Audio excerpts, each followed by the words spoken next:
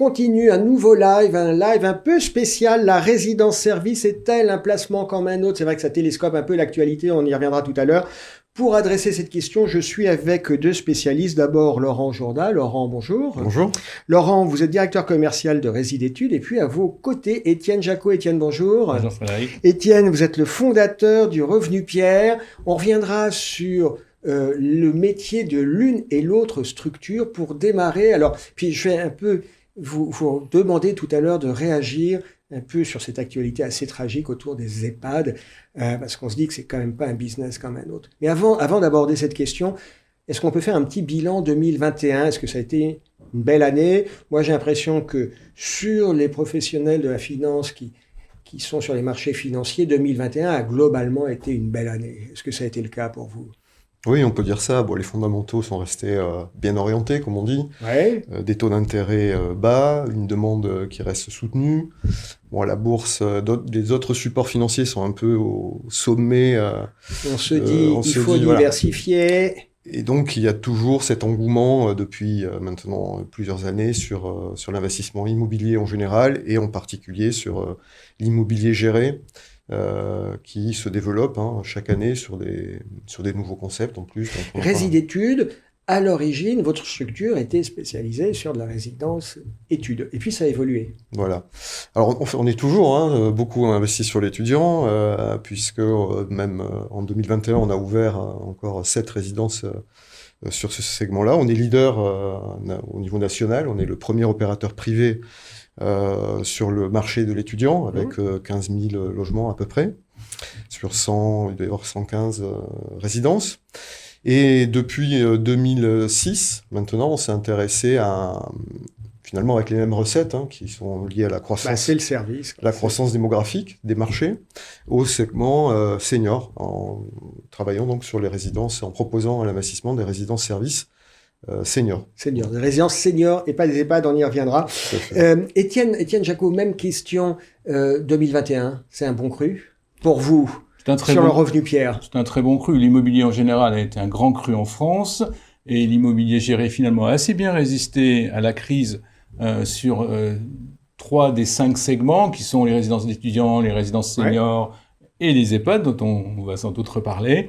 Donc c'était évidemment une année grand cru, puisque je crois que ce sont nos meilleurs chiffres depuis notre constitution d'il y a 15 ans. Le Revenu Pierre, vous, votre business, si je puis dire, c'est vous comptez parmi les acteurs qui structurent le marché secondaire. On est 100% focus sur le marché secondaire, c'est-à-dire les premières reventes des investisseurs qui ont été vendus par Résidétudes ou par d'autres promoteurs exploitants depuis une quinzaine d'années. Donc c'est un marché qui n'existait pas il y a 15 ans, qu'on a finalement pas mal participé à créer, à structurer, qui est aujourd'hui un marché qui est reconnu par les CGP et les clients finaux, ce qui fait que dans la quasi-totalité des banques qui distribuent de l'immobilier et de l'immobilier géré, on retrouve systématiquement du marché secondaire, ce qui n'était pas le cas il y a encore 4 ou 5 ans. Étienne Jacot, le Revenu Pierre, donc vous animez le marché secondaire, c'est un peu le bon coin de la résidence senior, de la résidence service, pardon. Ouais, c'est assez éloigné du bon coin. C'est éloigné du bon coin. Nous, on a la prétention d'intervenir au bout de 5 ans, 10 ans, 15 ans, pour des investisseurs qui ont besoin d'organiser leur liquidité. Et sur les 10 propositions par jour que l'on nous fait, on en retient entre 3 et 4. Ça veut dire qu'on en écarte au moins 6. Donc, c'est un marché qui nécessite, au bout de 10 ou 15 ans, de se dire...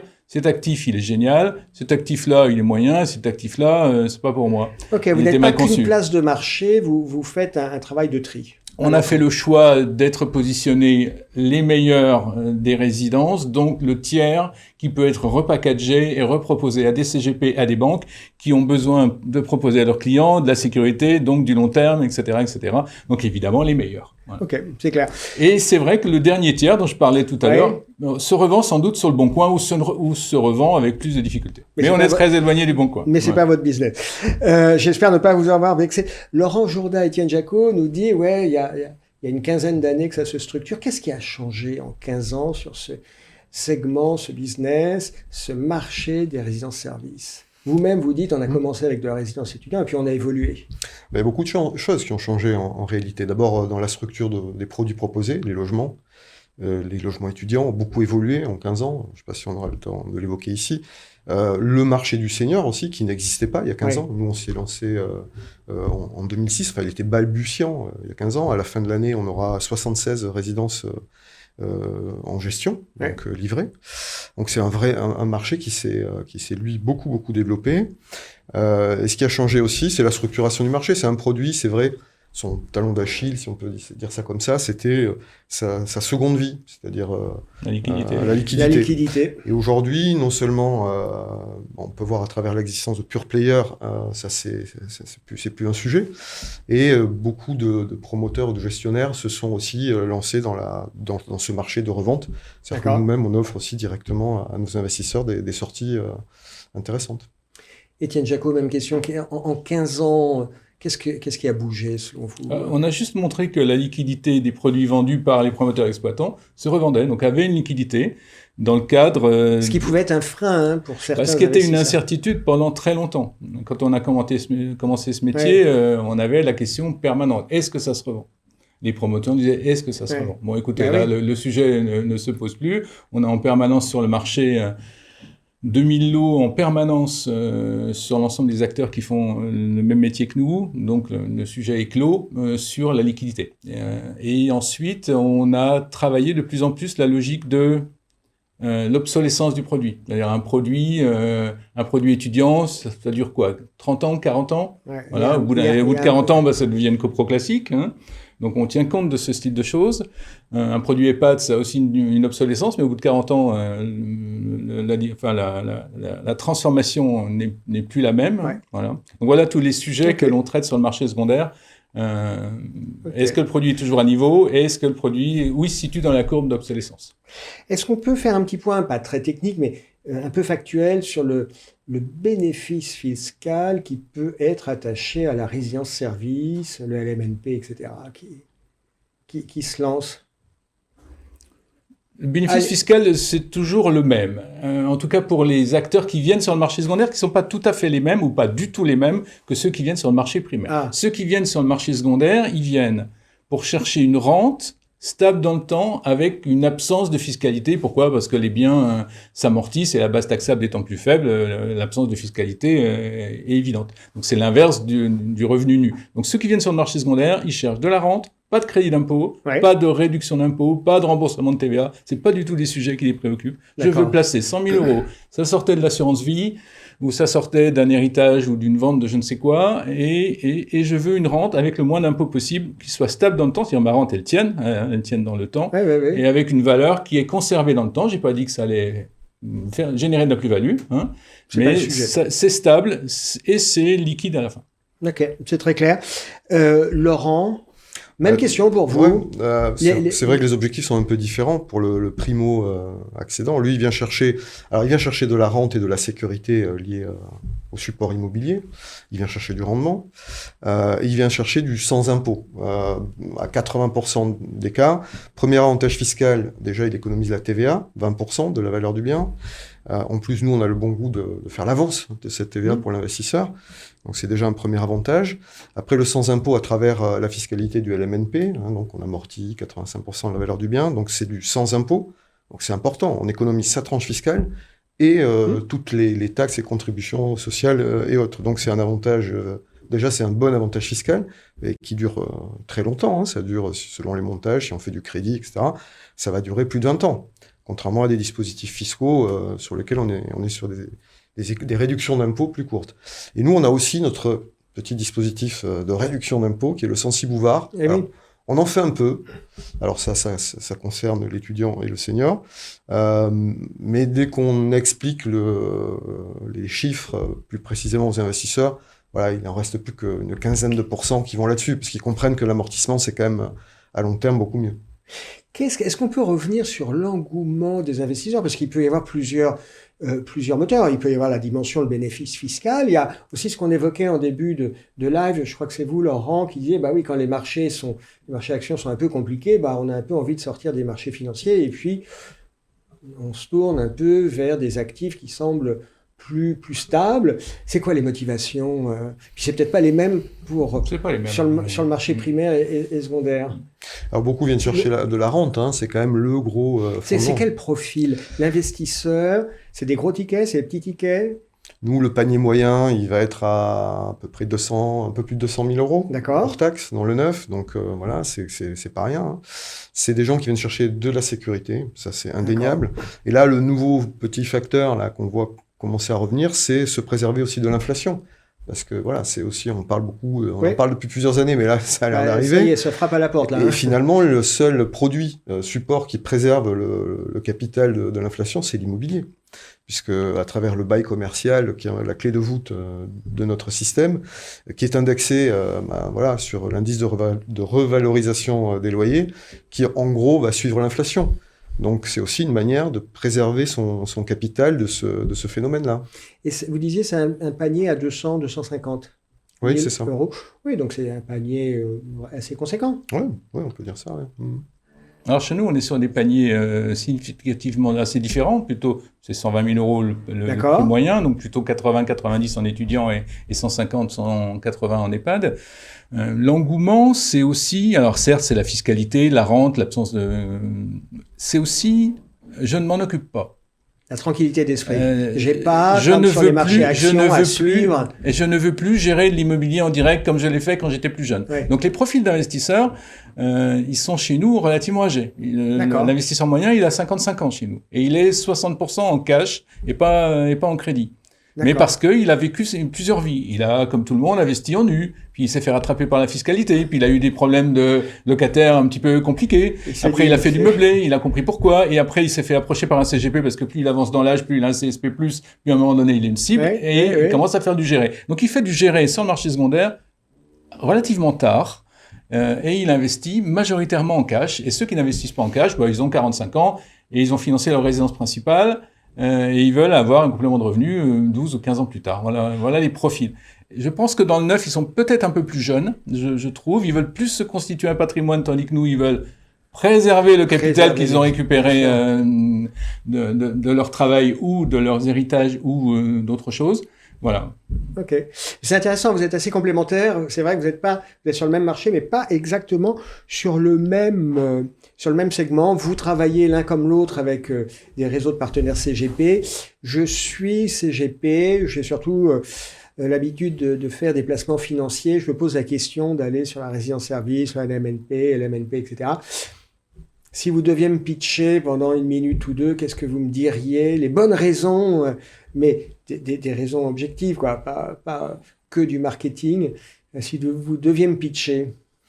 Déjà, pour le CGP qui connaît ce genre de produit, qui sait amener ses clients là-dessus, nous, on a beaucoup évolué sur le sujet on va dire au cours des 5 dernières années, puisqu'on a développé une offre très packagée déjà.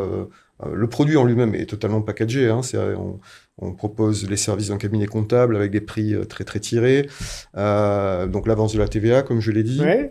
Et après, alors ça a été avant la crise liée au Covid, mais on propose un parcours complètement digital, 100% digital. D'accord. C'est-à-dire le CGP. Alors souvent dans l'immobilier, on signe des pavés. Il y a des annexes et il y en a encore. Voilà. Là, nous, on est sur une signature électronique, contrat de réservation 100% digital. Vous formez les partenaires. En fait, il y a un peu de technicité quand même. Ouais, on peut les former, mais non seulement on les forme, mais en plus on va préparer pour eux les contrats. D'accord. C'est-à-dire quand ils préviennent. Alors on a une équipe 100% dédiée au CGP et aux distributeurs en général, hein, puisqu'on est quand même très distribué aussi dans des banques. Et on a 7 personnes qui ne font que ça. Au sein de nos équipes commerciales, donc qui sont sur tout le territoire national, d'accord. Et qui peuvent former, animer des réunions, aider, venir en support de rendez-vous, et qui préparent aussi toute la logistique au moment de la signature. Mais Laurent, pour être sûr de bien comprendre, moi je suis CGP, ma valeur ajoutée c'est de gérer la relation commerciale, la relation de confiance avec mon client qui me connaît, que je connais depuis 15 ans. Est-ce que vous gérez un peu tout le back-office et toute la partie administrativo-paperassière? Bah oui, évidemment. Évidemment, j'aurais dû commencer par ça. Mais c'est encore mieux en le disant. À partir du moment où le contrat de réservation est signé, on va s'occuper de toute la suite jusqu'à la signature notaire. Parce que ça peut être un frein. Oui, c'est clair. Parce que quand on est CGP, on ne peut pas développer des expertises et être affûté sur tous les segments du marché, quoi. Il y a un moment, on hésite à aller sur certains segments. Non, mais le fait d'être 100% digital jusqu'à la signature notaire, ça apporte une certaine fluidité aussi dans le process et une qualité de suivi qu'on retrouve dans d'autres secteurs d'investissement plus financiers, on va dire. Ok, donc si j'hésite, vous me dites, n'hésitez plus, on vous accompagne. Étienne Jacot, même question, je suis CGP, j'hésite à aller sur la résidence service, je connais comme ça, mais... Le pitch qu'on peut faire au CGP, d'abord, assurez-vous que le client qui pourrait investir sur de la résidence gérée, et en particulier sur la résidence gérée qui est déjà en route, installée, livrée, ça correspond au bon profil. C'est-à-dire, c'est celui qui veut de la rente fiscalisée qui dure longtemps sans s'en occuper. Il ne faut pas oublier ce type de sujet. Donc, si pas vous avez pas de miss... Pas celui qui veut se constituer un patrimoine à 25 ans, c'est pas tout à fait... et qui n'a pas financé sa résidence principale. Donc, éliminez-nous ces sujets-là. Donc, j'aime pas trop les primo-investisseurs qui n'ont pas financé leur résidence principale. Donc, chez nous, ils ont financé leur résidence principale, ils cherchent de la rente fiscalisée, ils veulent pas s'en occuper. Ça, c'est le vrai sujet. Et nous, on veut donc, on veut faire un effort de sélection sérieux pour éliminer globalement une partie significative de ce qui ne nous paraît pas stable dans le temps. Et on veut les accompagner, eux, CGP, dans leur relation client, dans le long terme. C'est-à-dire que c'est dans X mois, X années, ils ont une problématique de renouvellement de bail, de revente, de plan de travaux, de comment ça se comporte. On a la prétention de les accompagner dans le temps. Évidemment, on a tous des outils numériques, on fait 100% de signature électronique dans tous les sens, les papiers, j'en ai plus, ça c'est normal, c'est la base, c'est la base. Mais c'est quand même un métier au service des CGP pour les guider dans leur choix. Et il faut que s'ils travaillent avec nous, qu'ils soient conscients qu'on a des logiques de référencement qui sont de temps en temps auditées. On a quelques jolis partenaires qui ont voulu auditer nos logiques de référencement. Donc ça renforce évidemment quand ça se passe. C'est pas on prend à l'eau, on le revend, quoi. Voilà. Donc il y a des critères. Et il y a des critères et les critères objectifs. Critères objectifs qui sont assez détaillés. Et les critères d'actualité dont on reparlera tout à l'heure, finalement, font aussi partie de ces critères maintenant. Des critères objectifs. J'aimerais, concrètement, qu'est-ce qui fait une belle opération ? C'est quoi qui caractérise une belle opération, qui la différencie d'une opération un peu moins belle ?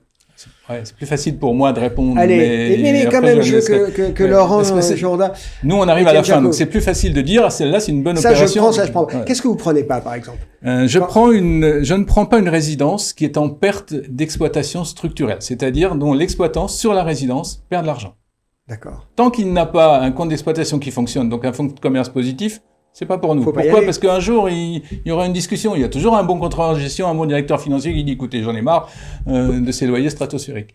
Donc, premier sujet, on s'assure que la résidence, elle est in bonis, mais non pas pour l'exploitant, mais résidence par résidence. D'accord. Donc, je ne peux pas référencer un exploitant. Je référence un exploitant, mais chez l'exploitant, il y a des résidences que l'on prend. Choisissez. On choisit. On se fait engueuler, évidemment. Quand on il y a un moment, il ne doit pas être content. Personne n'est ravi, personne ne nous ravit. Donc ça, le critère de la profitabilité, c'est vraiment le sujet majeur. Après, le sujet, est-ce que la résidence est aux normes? Est-ce qu'elle a exécuté un plan de travaux? Est-ce que le service est toujours rendu? Est-ce qu'on a un niveau de qualité qui permettra de continuer à remplir, etc., etc.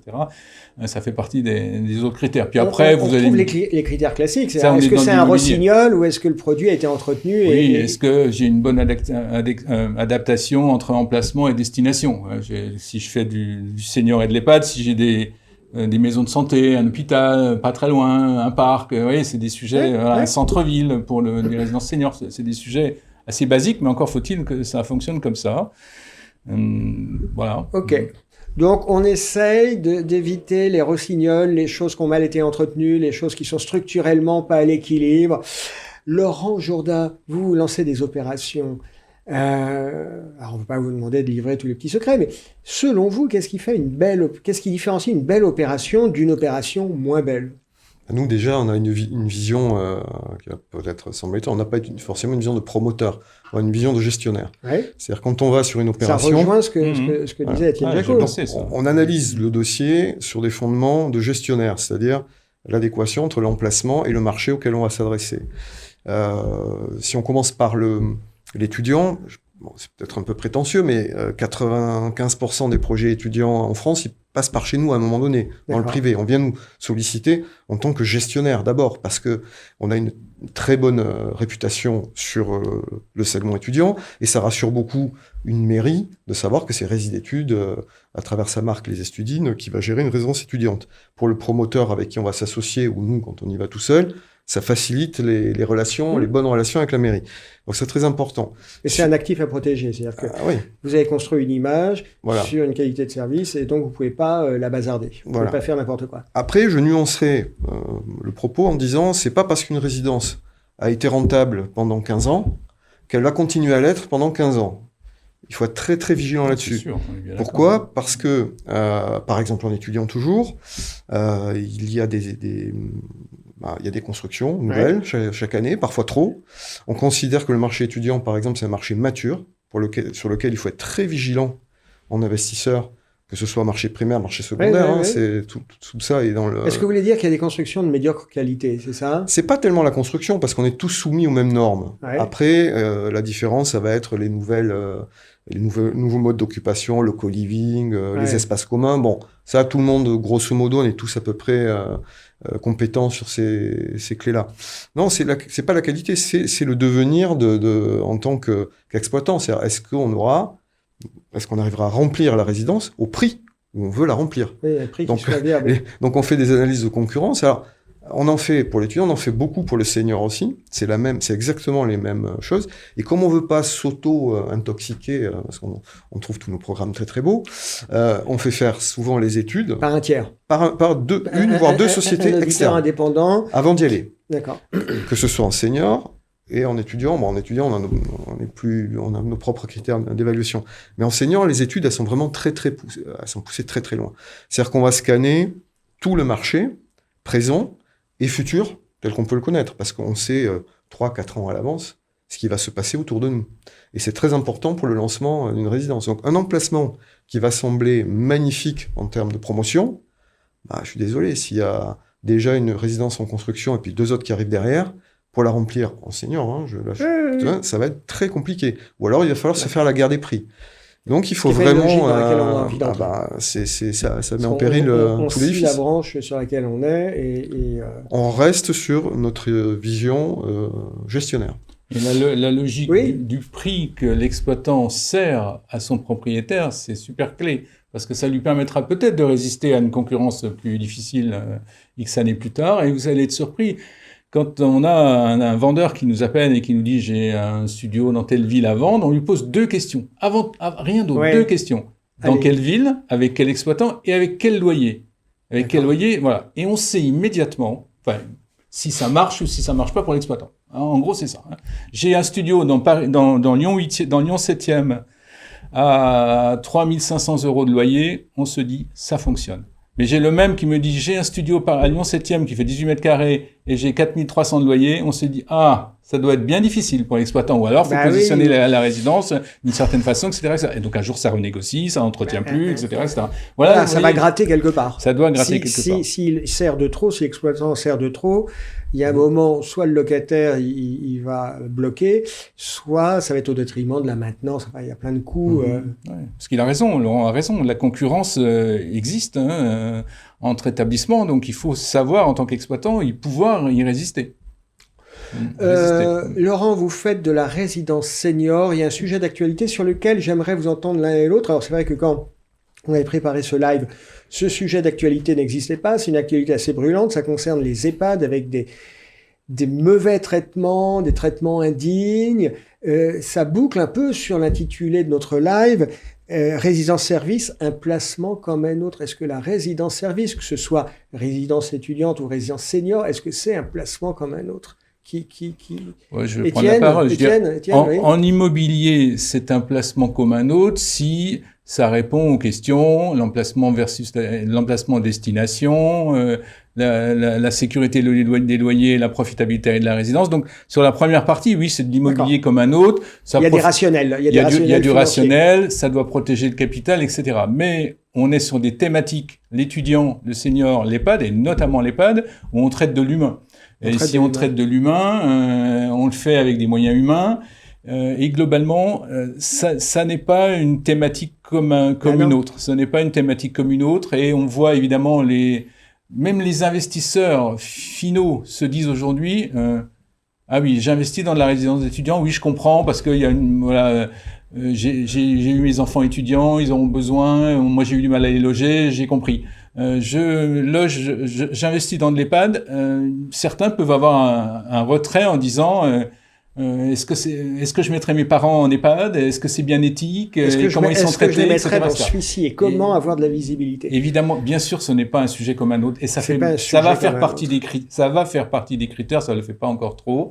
Ça va faire partie des critères. Depuis 2-3 ans, nous, on avait comme habitude, qui n'a rien à voir avec l'actualité, mais quand même, on avait comme habitude de se reposer en EHPAD sur 2 structures externes. L'une s'appelle Papi-Happy, ça veut tout dire, tout dire, et l'autre MDRS, qui sont une sorte de TripAdvisor, et ce sont des visiteurs mystères, mystères qui visitent des EHPAD et qui donnent des notes qui font un retour et qui donnent des notes, et qui sont pas dépendants des exploitants. Et donc nous, on avait pris pour habitude de leur parler et de regarder leurs notes, et ça faisait partie des critères. Alors je vous promets qu'aujourd'hui, ce sera x10, quoi. D'accord. Laurent Jourdain, Résidétudes, vous faites de la résidence senior. Est-ce que c'est un business comme un autre? C'est pas la même chose que l'EHPAD, mais est-ce que c'est un business comme un autre? Alors, c'est pas du tout un business comme les autres. C'est vrai que l'actualité, c'est assez épouvantable, ce que nous livrent les médias. Alors nous, effectivement, on n'est pas sur le segment de l'EHPAD. On a fait le choix, il y a déjà de nombreuses années, de ne pas y aller parce que déjà, il y avait des mastodontes qui étaient là bien avant nous. Donc on s'est positionné avant l'EHPAD, sur la résidence service senior. Alors c'est pas du tout le même produit.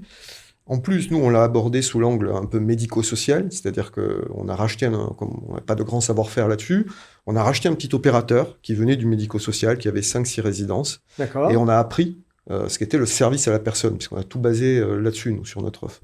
Ce sont des occupants, des résidents qui sont plus jeunes, plus autonomes, qui sont en état, qui ont besoin de services à la personne, mais qui sont dans des états psychiques et intellectuels qui leur permettent, s'ils sont pas contents, de manifester, et de le dire clairement, c'est ça? Et de partir. Donc, alors, on se doit d'avoir ce travail d'explication depuis ces affaires-là. Et alors nous, on a toujours eu cet angle d'ouvrir les portes, parce qu'il y a quand même, sur ces sujets-là, il y a quand même toujours des a priori négatifs sur ces résidences. Et on ouvre, nous, les résidences. On fait beaucoup de journées portes ouvertes. On invite, moi j'aime beaucoup inviter nos partenaires distributeurs dans des résidences en activité, pour qu'ils voient ce que c'est qu'une résidence senior. C'est pas un mouroir, quoi. C'est des logements avec des services dédiés aux seniors, donc beaucoup de restauration, des espaces de vie et de l'animation. Voilà, ça doit être agréable et humain et vivant. Donc on aime bien. Parce qu'on est face à un public qui peut ne pas rester. Aussi, et puis on est sur un public un peu dépendant, donc on est sur un public qui a besoin d'aide à la personne, donc voilà, il faut qu'il se sente bien, et c'est très très important pour nous. Une dernière question, et puis on va conclure, le temps passe. Les résidences-services, il y a une couche service, mais c'est aussi des résidences, c'est de l'immobilier. Certains disent, l'immobilier, ça commence à être cher, une inquiétude, pas d'inquiétude, l'un l'autre. Est-ce que vous voulez vous exprimer sur cette question Alors, moi, si je mets ma casquette promoteur... En synthèse. Je pense que le marché, il va se diviser en deux. Il y a les produits pas aux normes, je parle de l'ancien, avec les nouveaux, les DPE, etc. On a vu l'impact que ça avait sur les passoires thermiques et autres. Et par contre, ce que je peux vous dire, c'est que depuis 2 ans, les coûts de construction, je parle pas des terrains, juste les coûts de construction, ça a pris 7%, depuis 2 ans. Donc déjà, c'est un facteur quand même de maintien, si ce n'est d'augmentation des prix. Le coût des fonciers n'a pas baissé, voilà, et les normes ne vont pas en baissant. Donc, sur l'immobilier neuf, je vois pas de recul des prix. Ça me semble impossible. Et Étienne Jacot, sur cette question... C'est plus facile pour nous, parce qu'on intervient X années plus tard. Donc, plus on avance dans le temps, plus les prix, notamment sur les segments étudiants et seniors, se rapprochent des prix hypothécaires, puisque par essence même, un jour, ça devient des copros classiques. Bien sûr. Donc, plus on avance dans le temps, plus nos critères de sélection font une comparaison entre quelle est la valeur hypothécaire si j'ai pas de bail commercial et quelle est la valeur actuelle. Plus j'avance, plus les deux se rapprochent. Le retour à la normale. Absolument. Étienne Jacot, Laurent Jourdain, merci d'avoir été avec nous, merci d'avoir répondu à toutes nos questions. Merci Frédéric. À très bientôt. À bientôt.